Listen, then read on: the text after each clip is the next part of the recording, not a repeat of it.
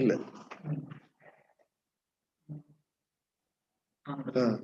അടുത്തൊന്ന് വേറെ കമ്മിറ്റ്മെന്റ് ഇല്ലെങ്കിൽ ഈ റൂമിൽ തന്നെ പുറയിലും എല്ലാം ഇരിക്കാം, അല്ലെങ്കിൽ ഓക്കെ. ഓക്കെ. ഇവിടെ ഫോണൊന്നും ശരിയല്ല, വിളിക്കാനൊക്കെ പ്രയാസം.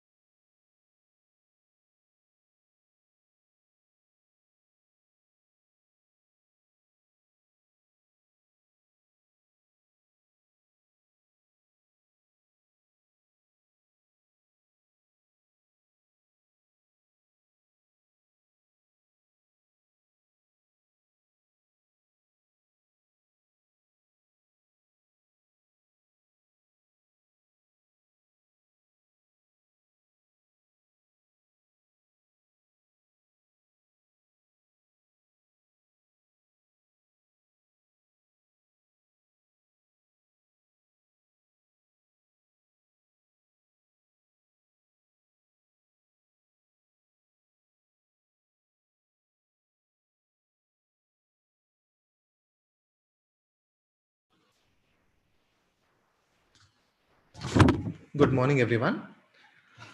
On behalf of Sri Devaraja's Academy of Higher Education and Research, I extend a warm welcome to all of you for this webinar, which is the first in the series of webinars conducted by UCHPE, that is University Center for Health Professions Education. UCHPE webinars are aimed at empowering educators in addressing the challenges in educational practices in all situations. Today's webinar addresses the challenges faced by the faculty in terms of delivering the competency-based curriculum that we have currently been getting trained at for the last 2 years. UCHP has also launched the YouTube channel along with this webinar series on the occasion of National Education Day in the presence of Dr. Ved Prakash Mishra, with a goal to disseminate innovations and best practices in health professions educations to reach a wider audience. Good morning, everyone. On behalf of Sri Devaraja's Academy of Higher Education,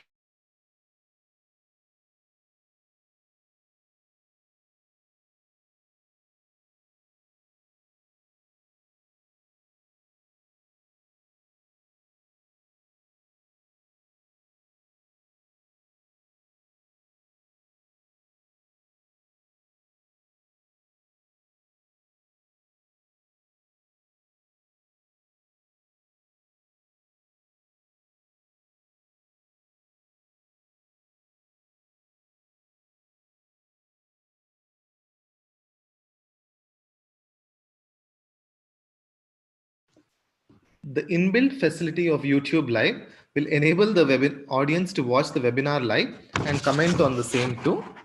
I now request our Director of UCHPE, Dr. Vinita Shankar, to introduce the speaker for today's webinar, Dr. Thomas Chacko.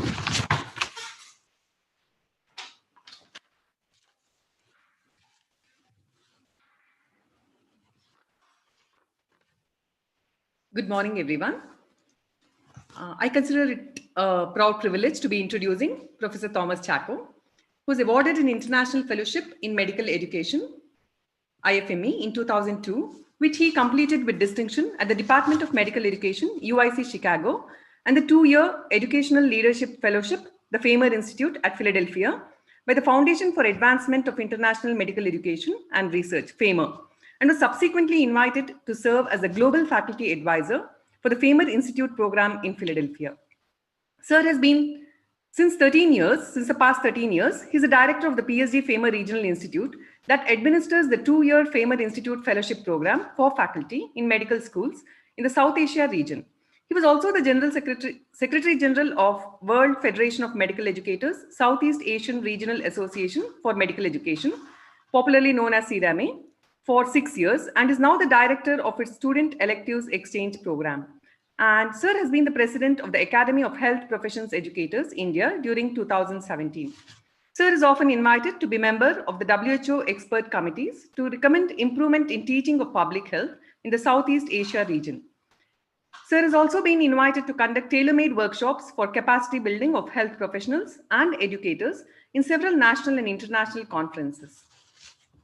His areas of interest in medical education include curriculum planning, program evaluation, competency-based and community-based medical education, and educational change management towards improving teaching in medical schools and improving global standards in medical education. We are extremely fortunate to have our mentor, Dr. Thomas Chacko, with us to deliver the first webinar of this series. Sir, we owe a lot to you for all the initiatives that we take in our parent institution. Thank you for being with us, sir. Over to you, sir.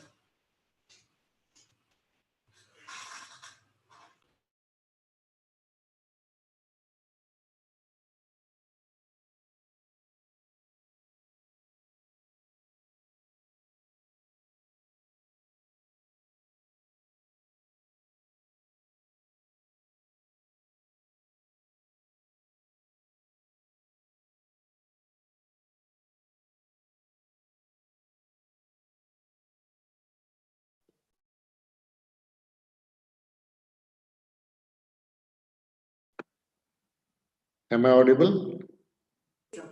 Yes, sir. Okay. So I will share my screen and start my presentation.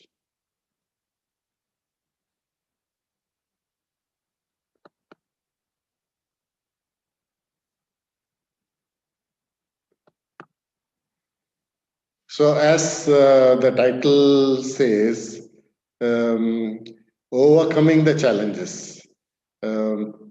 The competency-based medical education has been launched all over the country after changing the faculty concern, because it was correctly realized that faculty development is key to bring about the change.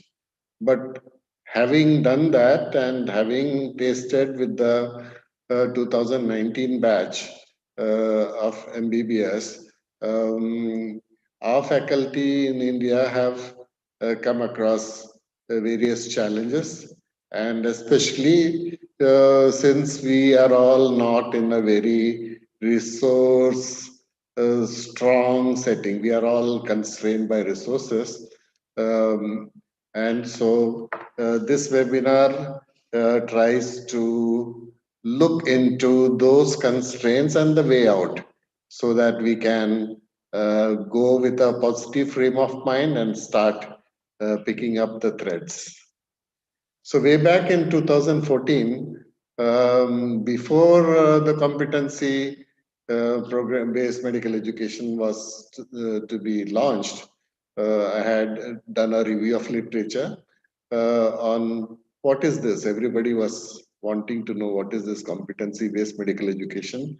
The thing was, there is plenty of literature, and it was fortunate for us in India to begin late, in fact, 30 years later than it was launched elsewhere. And so plenty of literature was available that could identify the challenges, and based on all that, this paper was published, and it gives good insights into the challenges for which we need to be ready. So the key challenge was to identify the elements of competence, and learning for mastery and assessment of competence. And then the importance of preparing teachers, students, and including the institution, because we were on, neither the teachers nor the students nor the institution had any idea about what is this competency based curriculum and what are the requirements, including our regulatory bodies. Apart from doing faculty development, it was not totally fully prepared to lay down the rules and Have you started sharing the screen, sir? I'm sorry, because we don't see anything. pardon? Have you started sharing the screen, sir? Yeah, We are let not me. able to see it, sir. Okay, let me check. We could see the paper, the abstract. After that, we are not able to see, sir. I've moved to the next slide. No, sir, we are not able to see. Okay.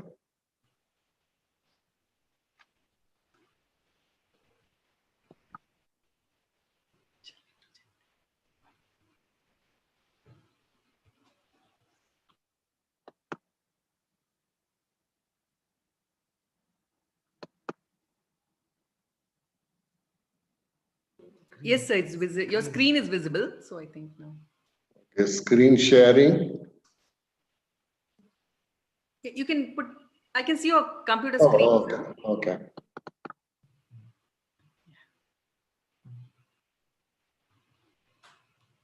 Now is it visible? Visible, sir. You can go to this full slideshow format. Okay. Yes, sir. Thank you. So I was talking about the paper, and the key elements are identifying the elements of competence, learning for mastery, which is a key concept in the competency-based education, and naturally, assessment of the competence, and the importance of preparing teachers, the students, and including the institution. And it was also important to prepare the students because they are habituated in taking listening passively. What the teacher tells, they will listen. It's all spoon feeding. But in the competency-based medical education, the emphasis is on active learning and taking personal responsibility for the learning. So that was a new role for the student. They need to adopt more self-directed learning methods because they need to practice the specified competencies that they need to acquire. And for that, they should require this feedback on the progress made.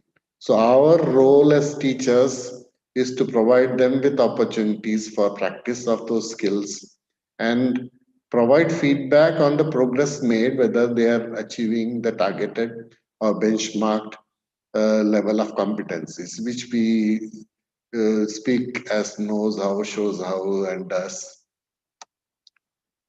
So we also, the student has to demonstrate, the onus is on the student to demonstrate development in competency and competency progression and document the evidence of competency progression, because we as teachers need to give feedback and as well as give them scores which gets documented into the record book and the log book, and that serves the purpose, and it reassures both the teacher and the student that they are moving in the right direction, as well as it tells them where they are at present so that they need to study accordingly and prepare and march towards competency progression.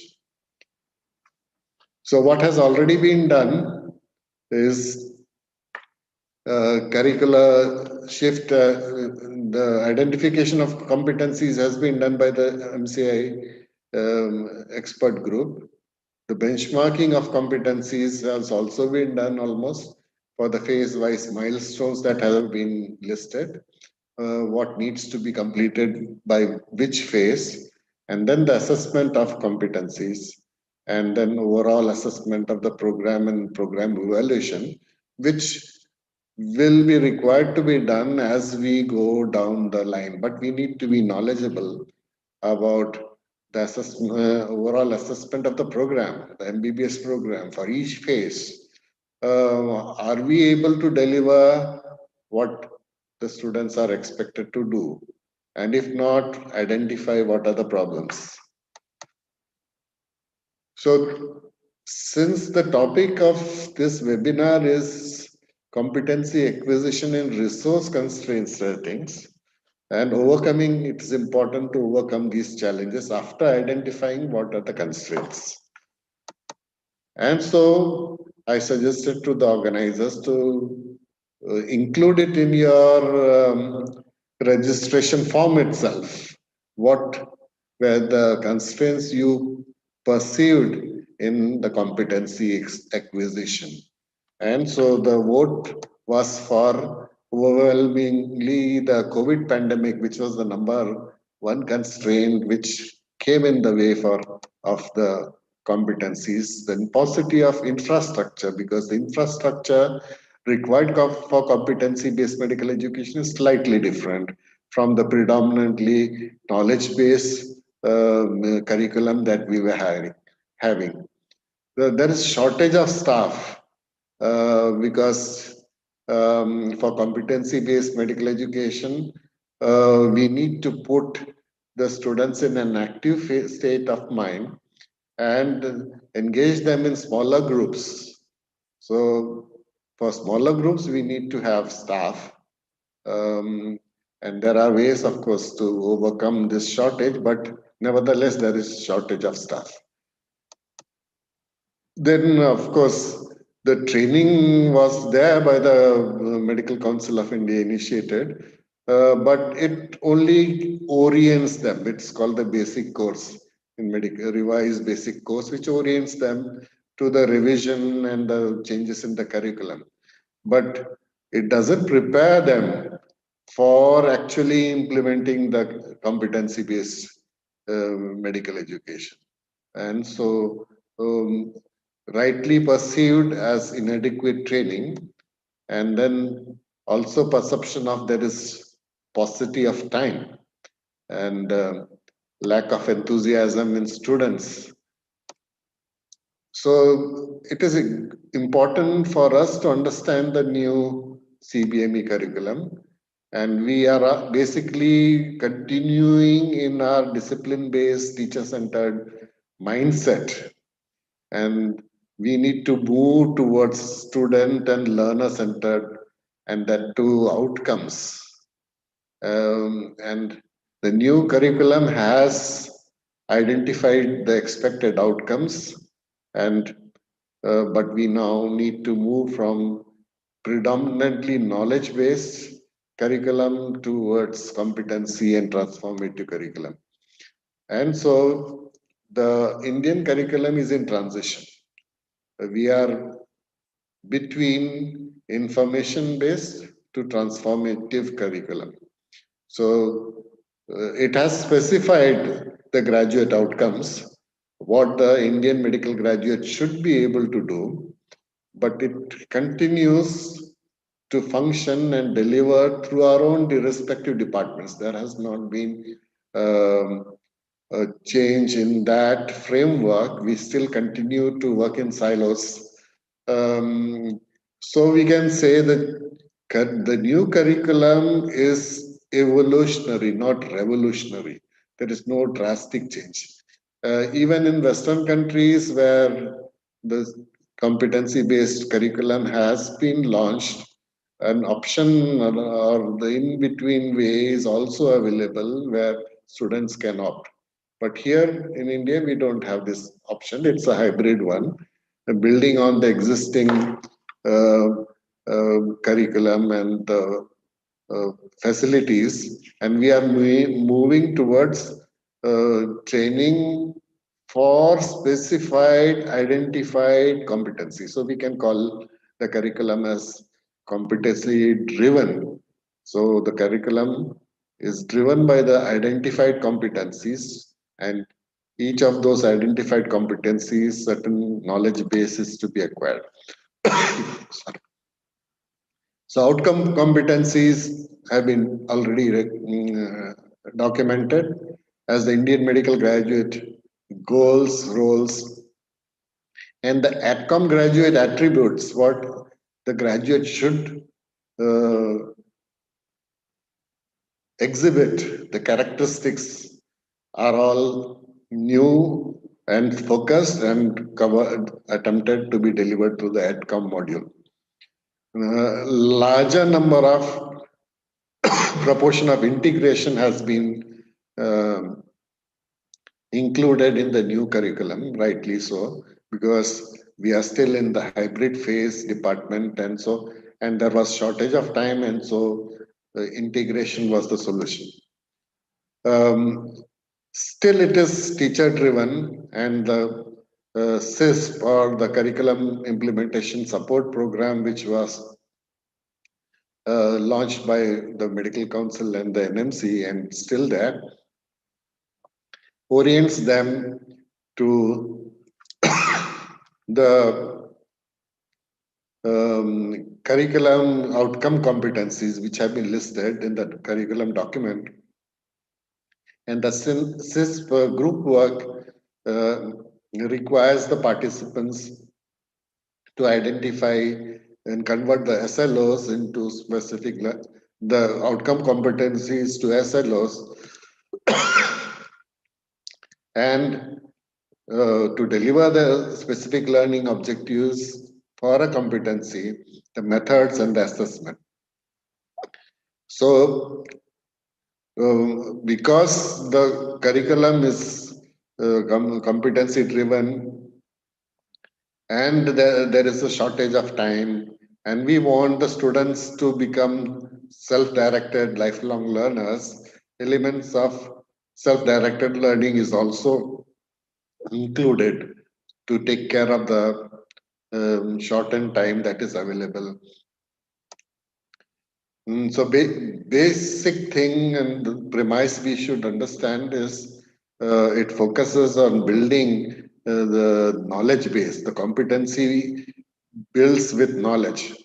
So the erstwhile basic sciences departments, pre and para, provides the knowledge base, knows how and shows how, and then some skills that are required for the Indian medical graduate.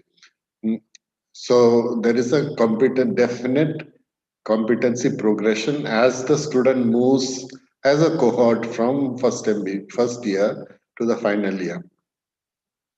And so that is easy to understand, but focus is on the competencies. And then assessment paradigm, there is a shift. We teachers were sitting in judgment and on the student performance, and mostly used to the role of giving judgment or pass-fail decisions. But now the new assessment focus is on learning. So we assess the student performance, and based on the student performance, we identify and give feedback on the areas which require to be improved by the learner. And communicating that to the learner is a way of learning. And so it is called assessment for learning.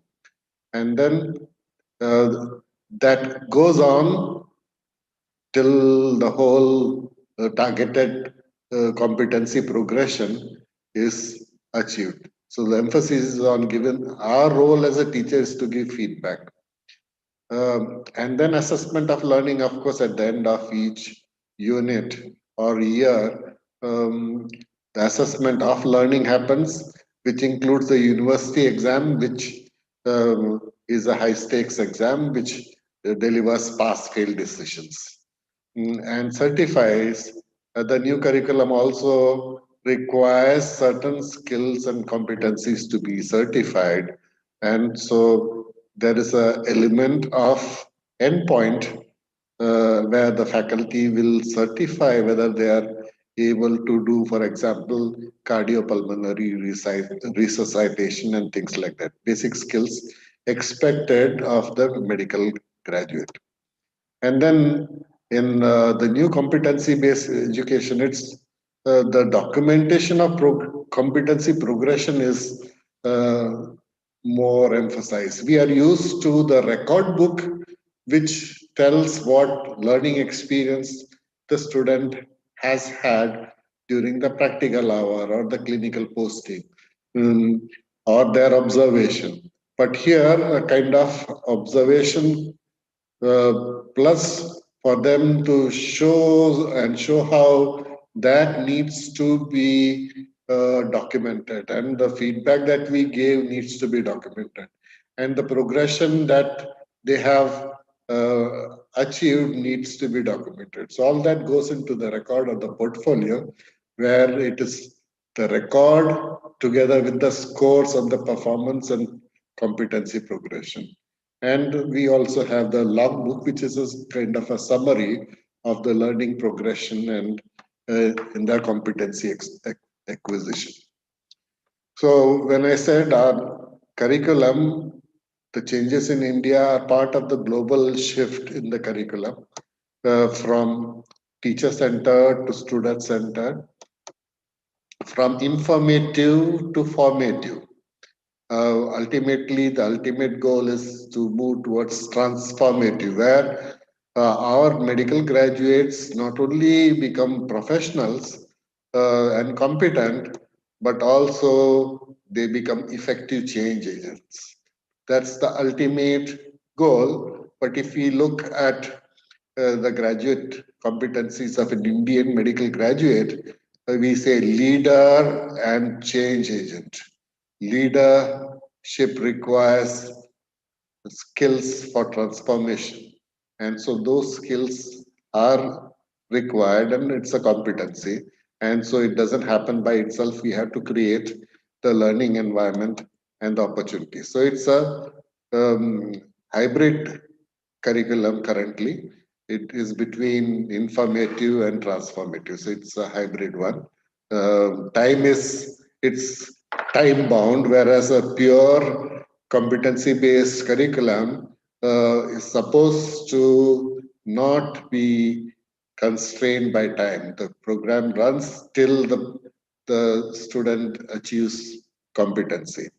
And that is why the new curriculum, which decided that we cannot expand the time that is available, we have to deliver within the time that is available, and so the milestones to be achieved in each phase of the MBBS program has been identified, and that helps the student progress from a knowledge base to skills and competencies.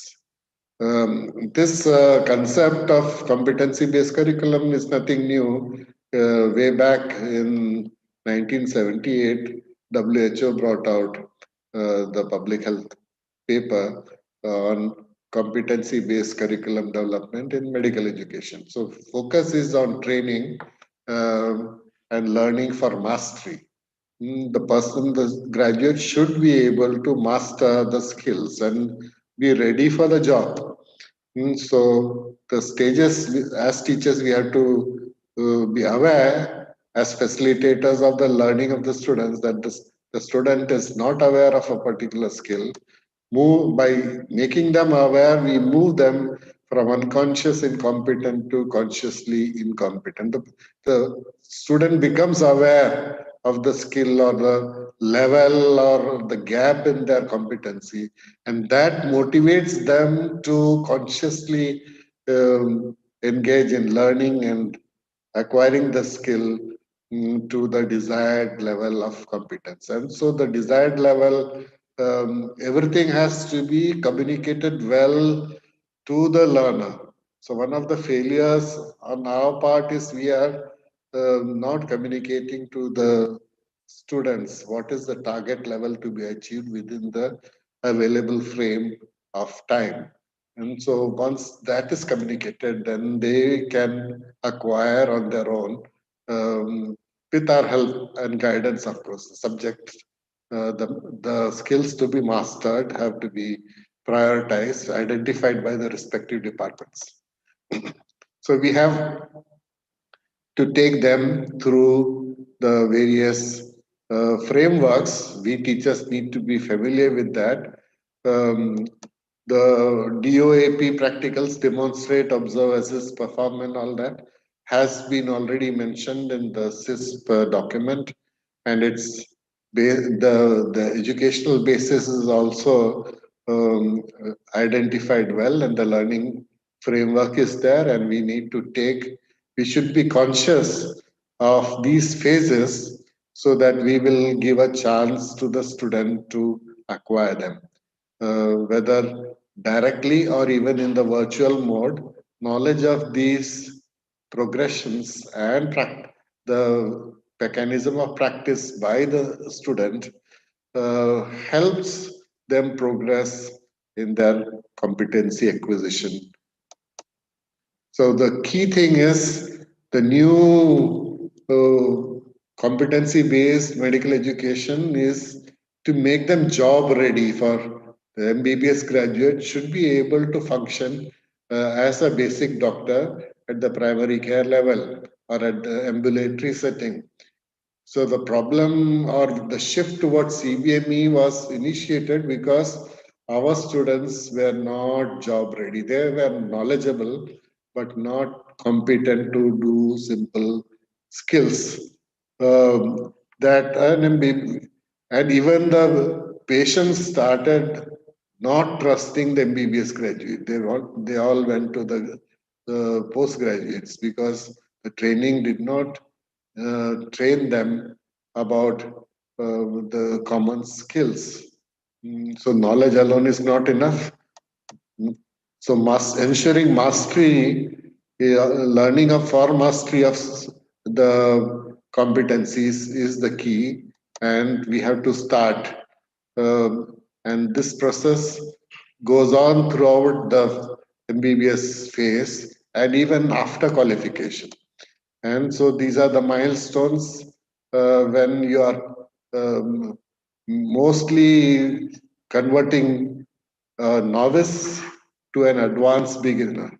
The MBBS student is taken up to the advanced beginner, and then they further sharpen skills during the first year PG and third year PG, and by that time they become proficient, and then they qualify, and then they need to continue to engage in continuing professional development, deliberate practice. Otherwise, the skills started to decline. So, deliberate practice and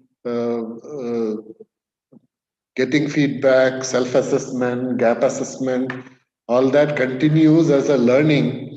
So that is an additional advantage of the new CBME curriculum, which plants the self-line directed learning and competency improvement methodology into the UG curriculum itself, and it becomes a habit. So that it continues lifelong, and a trained professional, a qualified professional continues or is expected to continue to become competent, continue to be competent using these. So growth of competence over time is there, and it is important that we recognize this. Coming back to our current curriculum, the Indian medical graduate goals, roles, and all that integration is there. All that has been, I think, explained. And coming back to what you have expressed in your registration, what is it that is inadequate or the constraint which prevents You have rightly identified understanding the CBME itself, not much understood and is a constraint. Then currently online teaching, many of us were trained in the traditional way. We are not familiar with online teaching, and so there is a need and for online teaching, and that's a constraint. It prevents many of our veteran teachers, excellent teachers, from delivering their capabilities because they are not savvy or familiar with the online teaching modalities. Um, then we are not familiar with training modules.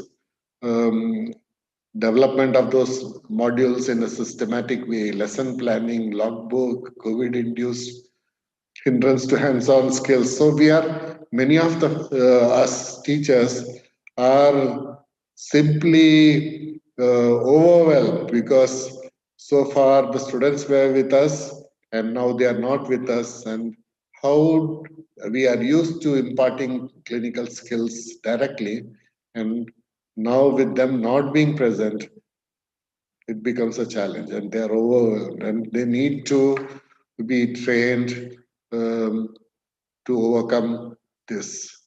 Then the lack of motivation among administration as well as the faculty. So that this has been expressed by you at the time of registration. And also you have observed that many faculty in your institution are resistant to change. So that's a hindrance. And that perhaps resistance to change and uh, can be overcome by training them. That's the assumption. Um,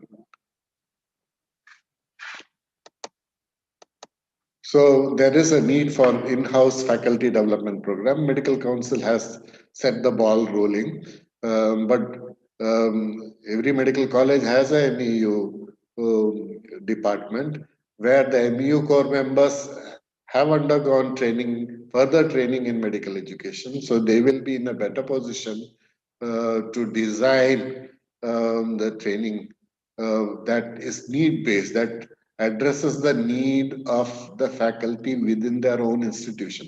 So workshops, online teaching is an important need. So the MU could conduct workshops or uh, flip classroom, which is a blended learning method of prior to class reading, self-reading by the faculty, and then they deliver or meet face to face and discuss the important things for a better understanding. So unless the faculty undergo the flipped classroom experience, they will not be equipped for designing a flipped classroom kind of method for the student. And so it is an important thing. Creating self-directed learning modules build on the learning gap of the learner. So the first step in self-directed learning is to identify where are the students now, what is their current level now, and make the student aware of the gaps so that they are then motivated to do self-directed learning under supervision of the faculty. Um, the new role of the teacher is also towards simulated case scenarios, even without the COVID epidemic, even in the Western developed countries, the patients are aware of their rights and they won't allow themselves to be subjected to learning by the students, multiple students at the same time.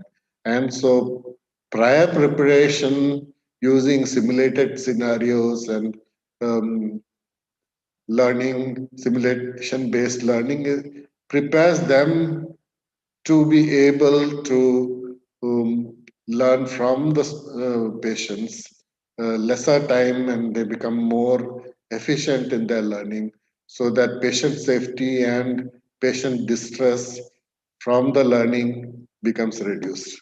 So online teaching of knows and shows level of competence is possible and it needs to be encouraged and scaled up. We have already been doing that successfully, I hope, and I'm sure.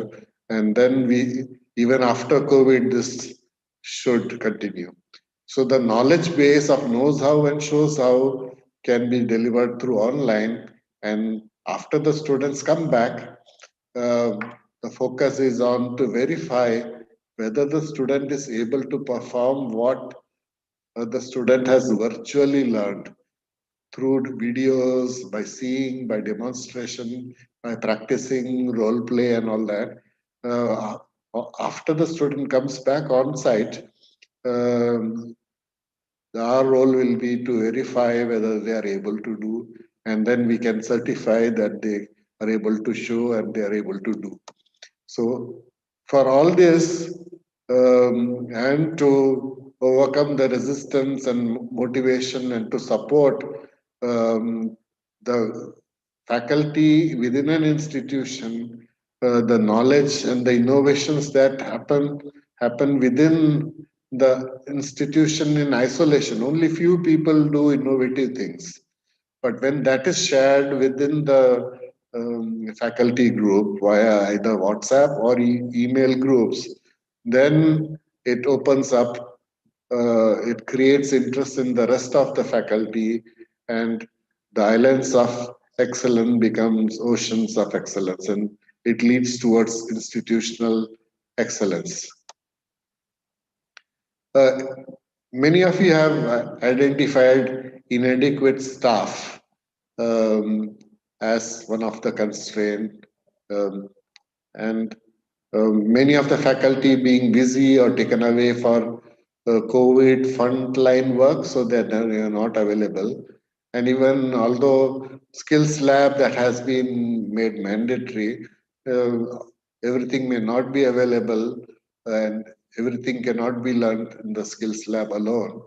Then small group discussion, the infrastructure is not available, but the MCN and MC has come up with alternate ways and spaces to conduct small group discussion. Uh, then currently we have this problem of no cases being there that are appropriate for MBBS students. So even if the student comes back from the COVID and we faculty are faced with the situation in our inpatient and outpatient of seeing cases that are not appropriate for the MBBS, and also it exposes the students to risk, and so it's a constraint. So these are some of the constraints, and the solutions could be in terms of capacity building and of teachers in online teaching, as well as uh, producing self-directed learning modules to build the knowledge base. And then after um, that, they can use these various methods during the online uh, learning phase to overcome some of these constraints of inadequate staff and skills labs, and ensuring that the students learn and um, they are exposed to the various skills through all these methods that are listed. And the key is to go online before with the knowledge, and post COVID practice the skill that is there. So the remaining time that is available as soon as they join, the entire time available is repackaged uh, for the practice of the skills. Another important constraint that you have rightly identified is lack of motivation amongst the administration and faculty, and they are all distracted by the current epidemic, and they are not in the mood. They are in the shock stage. Slowly we are coming out of it. and some are simply resistant to change. They don't want to change. And so the solutions is to have a look at the model of motivation, the self-directed determination theory, which um, takes us to the phase of a motivation to motivation. So extrinsic motivation means motivation of the faculty from outside. And ideally, we should have do things that will make the faculty internally motivated. Amongst the examples of extrinsic motivation is for the MEU and the administration to cite the requirements and the recommendations of MC and so that they will come for inspection. And then the another would be we have to emphasize that unless we deliver and produce a graduate with the required competencies and skills and outcomes, uh, the college ranking will fall. And when the college ranking falls, the parents may choose to send their students elsewhere to better performing colleges. And so it is in the interest of the faculty to make sure that we produce graduates that are better than other institutions. Another point of leverage could be the students, especially we are all required to have students union and parent teacher association and all those things.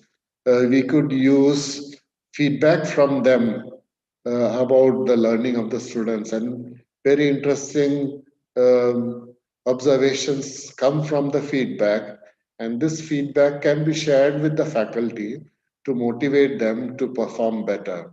Uh, it clarifies the expectations of the from the faculty, and so it is useful to get feedback and use it to motivate the students. It's an example of extrinsic motivation. And there could be institutional pressures.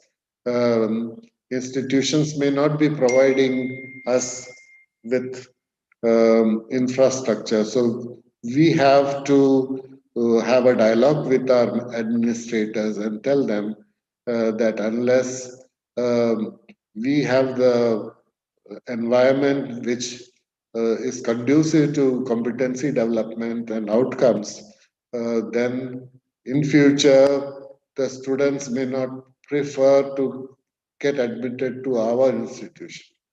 And so it is a pressure on the institution, and in turn the institution will have exert extrinsic pressure and motivation on the teachers by announcing rewards and incentives to good high performance teachers with high performance and good performance, and receiving good feedback from the students and things like that.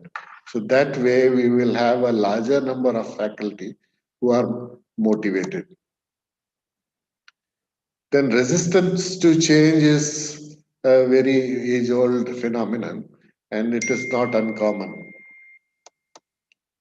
So intrinsic motivation through the incentives and reward and all that, those things will work. And one of the factors or arms in the intrinsic motivation is autonomy, the perception of having choice of learning tasks. So those faculty who are feeling that they don't have, they are not motivated and not um, having this feeling of a choice in learning tasks, then they are like the pistachios that we have. Some of them are open to ideas, they are open to change, but some of them are closed. And so we need to uh, ignore for the time being the closed ones, uh, and use the open pistachios, those who are open and receptive and motivated. Um, let them be the exemplars, um, and they will demonstrate competence uh, in the new competency-based education, how they are able to implement, and that will be an exemplar for the closed faculty who are resistant to change. And over a period of time, they will also open up. So start with the low-hanging fruits, and that will help uh, enlarge the number of faculty who are motivated and less resistant to change, so that a larger body of faculty uh, fall in line with the new curriculum, and they are able to focus on their abilities rather than on their abilities or skills that they don't have. And so they will also, over a period of time, take interest in improving themselves and their own capabilities. So we need to build a community of practice, share little successes that each one of us has. The innovators, the open pistachios, the exemplars, they need to share what they have achieved, the innovations that they have tried out and succeeded. It is a good thing to for the leadership in the organization to encourage those who have been successful with some even small innovations, innovative ways of teaching to overcome the challenges, to share what works in spite of all the constraints. So when our fellow faculty are able to share, and the enthusiasm, the excitement that they show when they share is infectious, and it will open up the closed pistachios and add flavor to the program that is going on within the organization. Managing change is mostly on focusing on people. And so the MEUs, the medical educators, the leaders need to focus on the skills. From the current state, where are we, to the future state? So the vision and the outcome competencies that we expect of our students. And what is it that we are doing now and we need to do so that the vision of a competent Indian medical graduate is achieved. And so that change process takes time. Change management is about supporting people through the transition. It's not a blame game. So if they are faltering, then it is our responsibility to support them, show them examples, tangible examples, tangible models of what work, so that they get the confidence and move forward. So in any organization, for leading change, there are 8 steps to transforming your organization. We need to establish a sense of urgency. Um, we can tell about the medical council or the NMC um, and the need to be very urgent in our action for change. We need to form groups. We have to communicate the vision. We have to empower others by building their capacity for the things that they are required to do.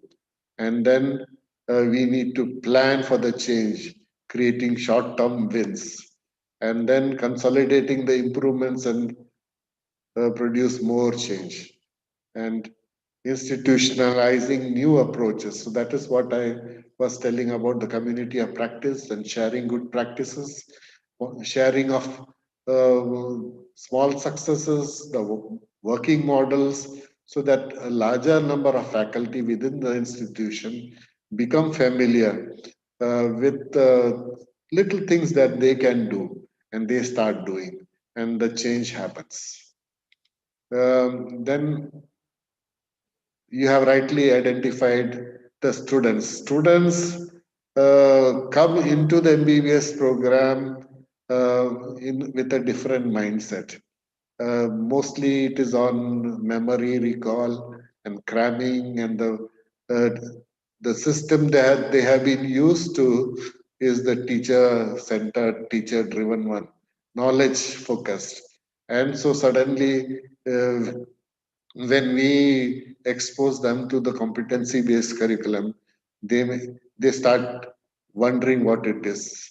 And especially when we are in the online mode, um, there is cut off from reality. There is shortened time, and compounded with that, there is delayed admissions.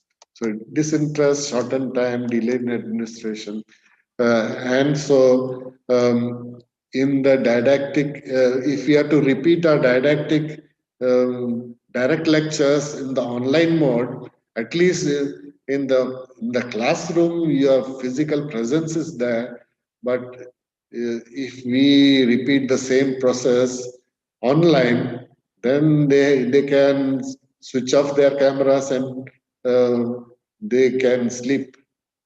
So it is important that we design methodology to engage them, engaging the students in active learning. So activities, small activities online, and giving them assignments, and going through the assignments and giving feedback. Of course, all these take time and energy on our part, but the disinterested students and the shortened time, um, all these can be taken care of by self-directed learning, more use of flipped classroom, assignments, and giving them guided learning modules. So we need to move from the traditional method uh, of lecturing to engaging the learner in the online platform. And so for this, we need to conduct hands-on training for our faculty in this new paradigm of teaching and learning. And so both teachers and students will benefit. Another important thing that we must be able to do is to diagnose the learner, to find out what level is the student. Is he, the student is in the dependent stage? Then our role will be as a coach. If they are interested, or if we after we create interest in them, our role becomes that of a motivator and a guide. And then after they get involved in the learning process, then we are there as a facilitator of their learning. So getting them involved in learning and acquiring skills and competencies, and our role as a facilitator. So all that we have to identify which stage our students are in, and then push them into the higher stage, so that then they become self-directed.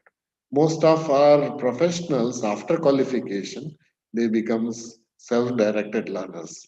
But that's habit of self-directed learning must be initiated during the MBBS time itself. So we need to diagnose the learner, and based on that, tailor our teaching style to the diagnosis we have made of the learner.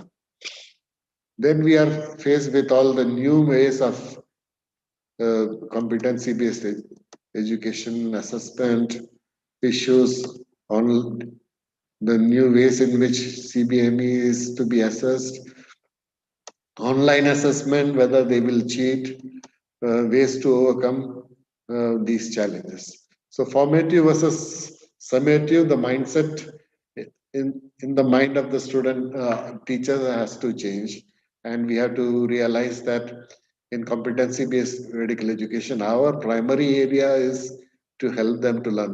We are assessing them so that they get idea about their current status in their competency progression, and what more needs to be learned, what are the areas that they need to learn on their own or with assistance. Giving feedback on the performance is the way to do that. Competency assessment will require specialized checklists where we break down the skill, deconstruct the skill into smaller steps, which the students can practice, and we can create situations and scenarios where those steps the students go through and we assess them, and then capture that in the logbook. The logbook itself will serve as a tool to facilitate their assessment. So we have to capture and put scores in the logbook or in the record or their portfolio, so that the students become motivated for self-learning and improvement.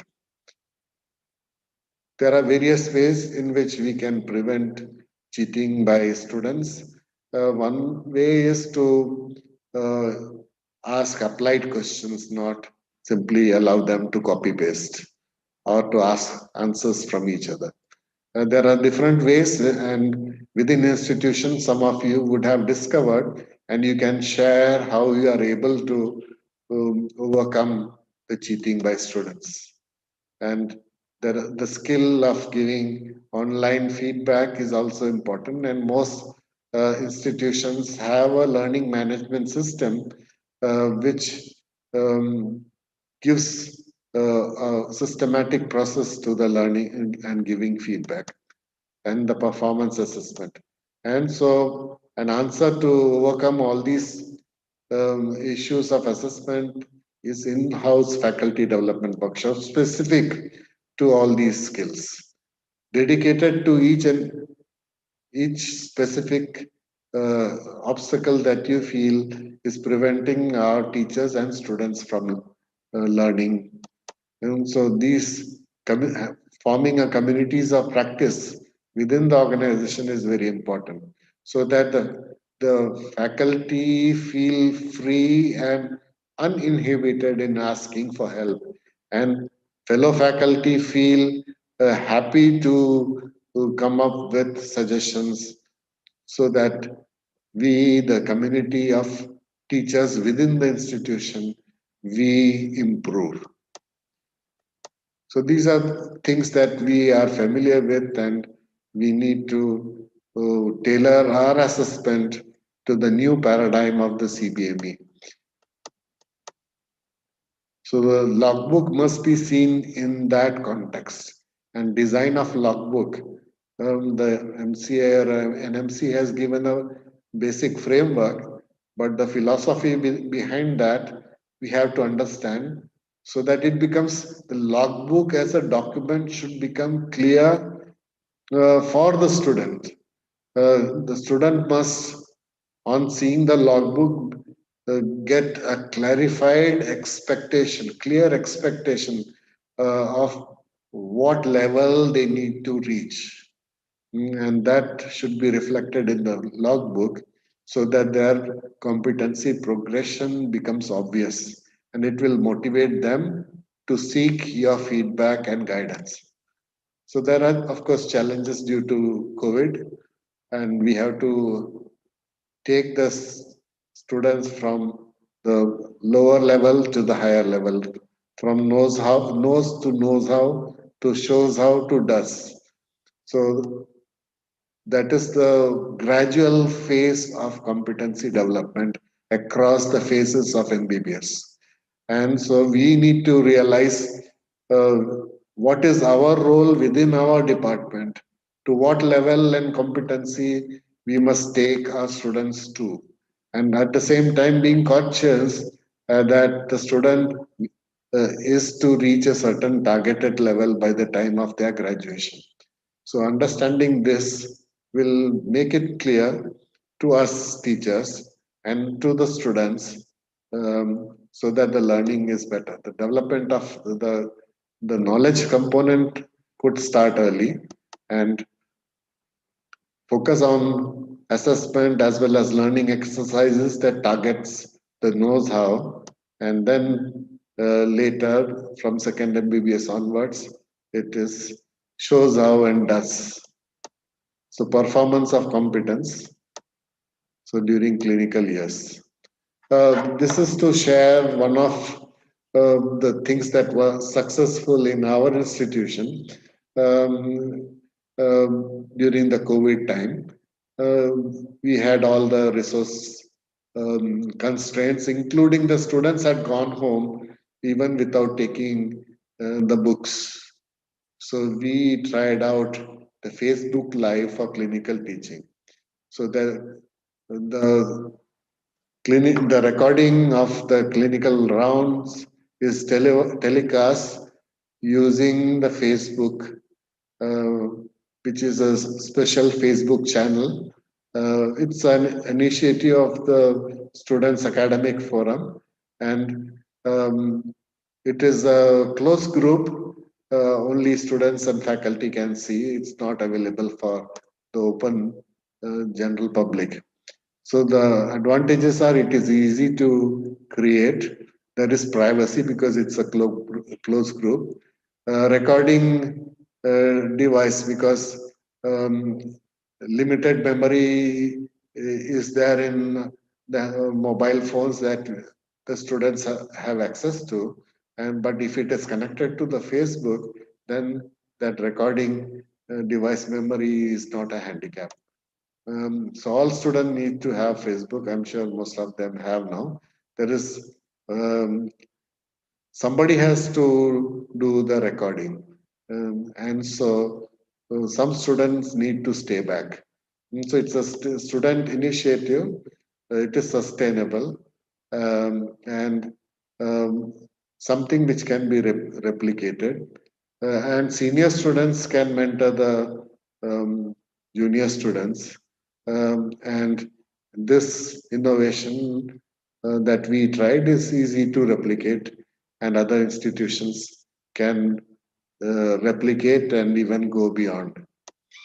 What we could have done better was to provide more ready-made YouTube videos, encourage them to do a role play, uh, and then we give feedback on their performance and um, allow them and encourage them to do to practice on the negative points that we have pointed out in their performance on the video.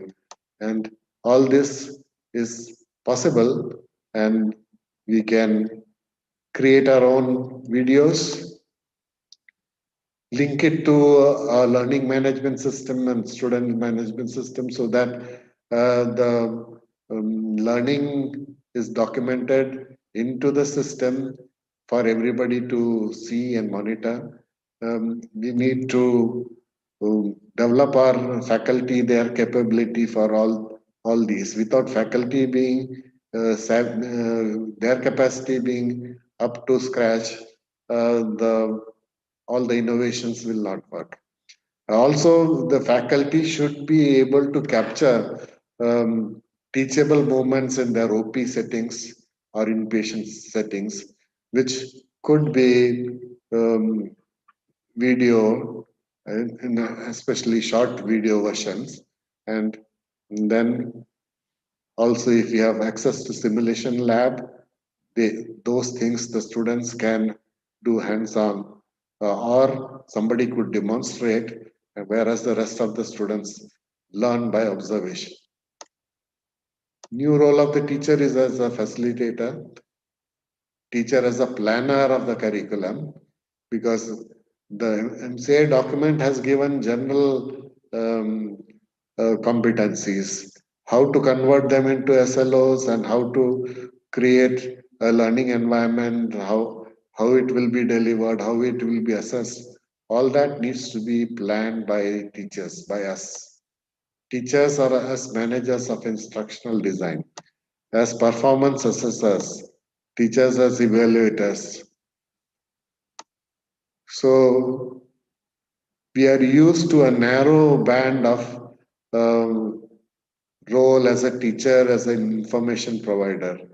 Way back in 2000, Harden published the 12 roles of a teacher. And so we have to expand our capabilities beyond our role as an information provider. to resource developer, planner, assessor, facilitator, and role model. And by deliberately planning and delivering on these roles, many of the so-called shortages of faculty can be overcome. And for that faculty development on these roles, we need to develop and deliver in-house faculty development programs. Our teachers are not familiar with self-directed learning modules and online teaching learning modules, how to create. Uh, so there needs to be a faculty development program for that. How to prepare for online, how to do you teach decisions like synchronous teaching, live lectures online, more suitable for the PGs, but asynchronous work at their own pace, even for faculty, asynchronous learning by faculty and participation in faculty development programs is possible. We need to focus rather than on the knowledge component, how will we engage the student and the learner in self-directed learning and through discussion to reach higher cognitive domains and bring about change in attitudes. Use of email or WhatsApp and designing ways to assess the learning through online learning, assignments, and giving feedback uh, is an important thing. So these are some of the tips for online teaching. Learning management system is important. Course material need to be created. Due dates have to be communicated because it's asynchronous learning. Organize the course material into modules and within modules identify the portions that the students have to learn on their own and what they have to discuss and deliberate and apply their learning on, and the assignments that they submit should demonstrate that learning has taken place. So prioritize uh, student communication and collaboration. Having clear office hours so students know where and when to get help and when while working remotely. So these are some of the tips for online teaching. Um, I think we will learn more from questions that you are going to ask. Thank you. Sir, thank you so much. The session has been really very informative. We have got a few questions, but I think what we'll do now is we'll ask the participants to raise their hands and in this, and then we can have a few questions that way. Sure.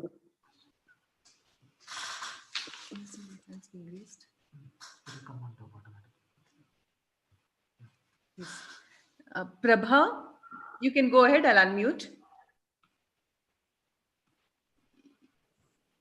Yes, good morning, sir. Yes, Prabha. Sir, so it was a nice session. It was very interesting, and it's nice to hear about CDME.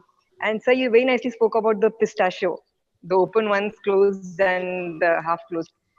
So actually, yeah, we are facing that situation.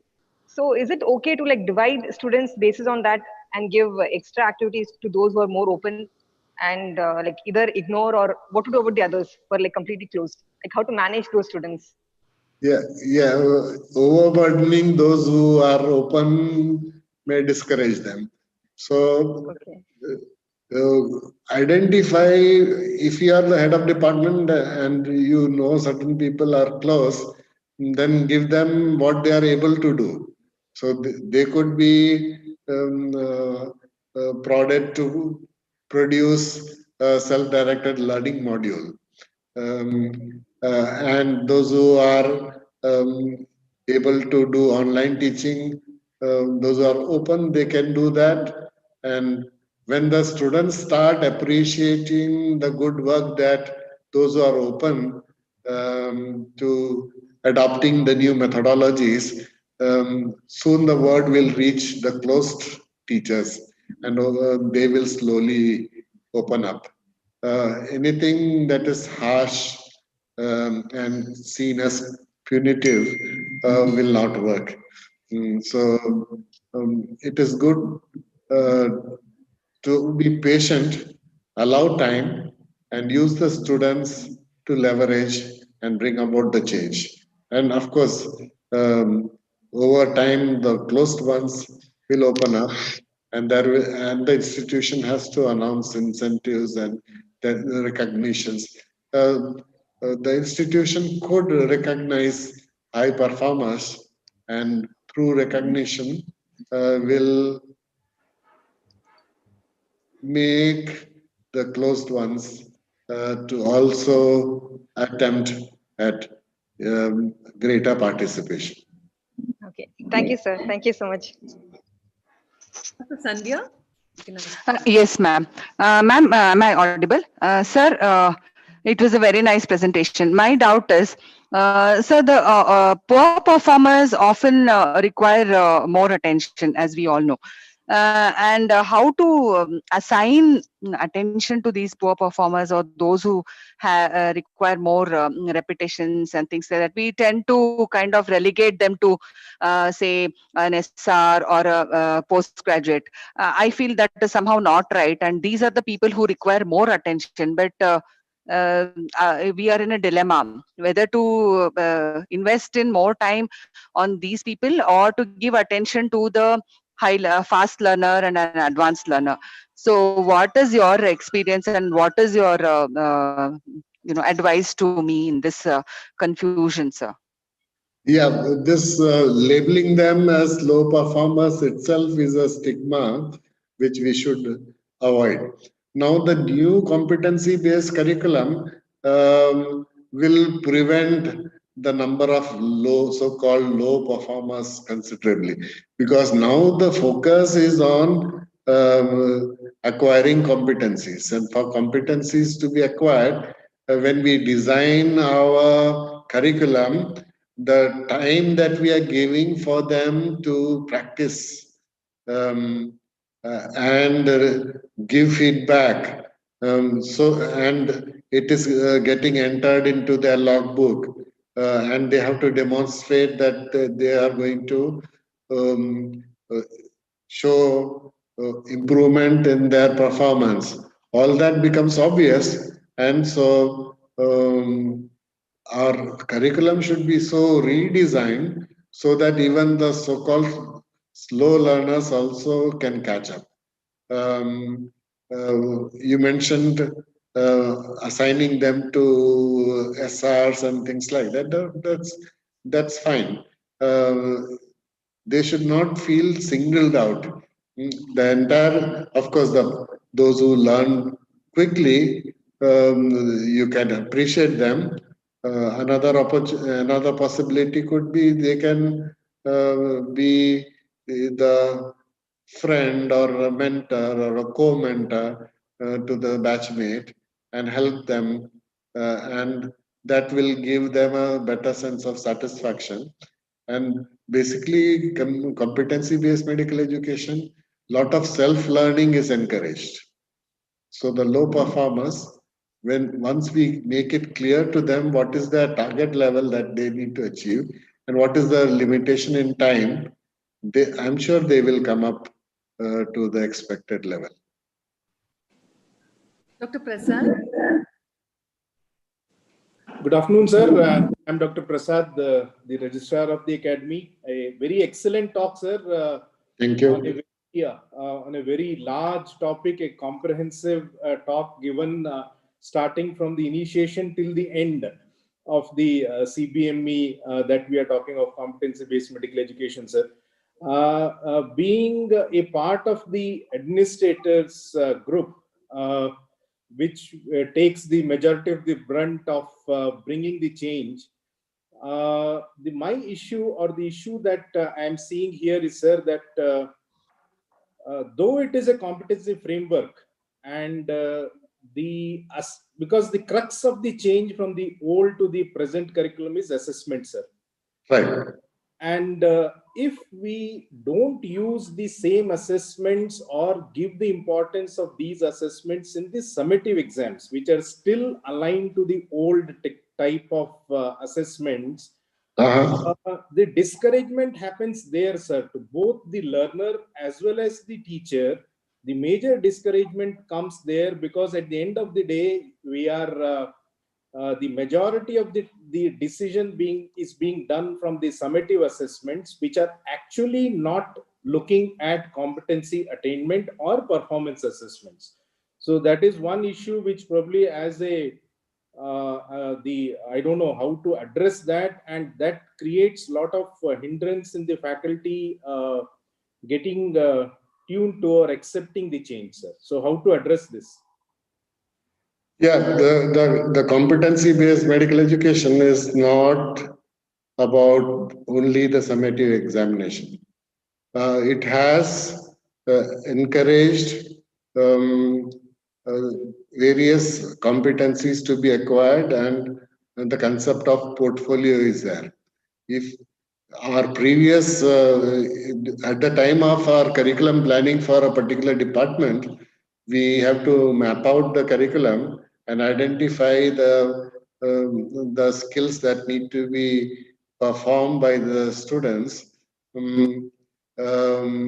There is a wider sampling of their performance testing that happens during the course, and that the marks obtained during the competency progression, if it is recorded in the record book or the portfolio or the logbook, then it is not required to test all the competencies in the final university examination. What is done in Western countries is the student comes with the portfolio of the various competencies, and in the summative or the university exam, the external examiner also examines what is there in the university pattern exam, but also has a viva on the portfolio. So the external examiner goes through the portfolio and the scores obtained and the competencies obtained, progression in the portfolio or the logbook, and then asks specific questions and satisfies himself or herself about the level of expected competency or not. So it is a better and a stronger and a more valid assessment method when we combine summative with the portfolio. And so there is a wider sampling of what is assessed, and the validity also increases because it is a series of assessment on a particular competency, not a snapshot assessment by chance for a case that comes up during the university exam. I think CBME system is a better system than our traditional older system. Correct, sir. Thank you for that answer, sir. My only this one is from the regulator side, that link that you have very nicely explained has not been established in the document. In the summative assessment, that link, what you are talking of, portfolio or the logbook to be given an importance and the externals to come and review, that is not clearly established. Yeah. Gap which we will have to address. Yeah, that we could emphasize. Suppose if you are a nodal center organizing these workshops, you could mention that, or within in-house workshop, you can mention that. And since like you are the university, you could include that in your university pattern and make it clear, because from assessment point of view, that makes better sense. Thank you, sir. Manoj Patki. Good morning, sir. Very lucid presentation. I am a community medicine associate professor at Durham Medical College in Mizoram, and I'm also the MU coordinator. Very good. And currently pursuing ACME. continuing with Mr. Prasad's question only, I think what is boiling this CBME moving towards programmatic assessment.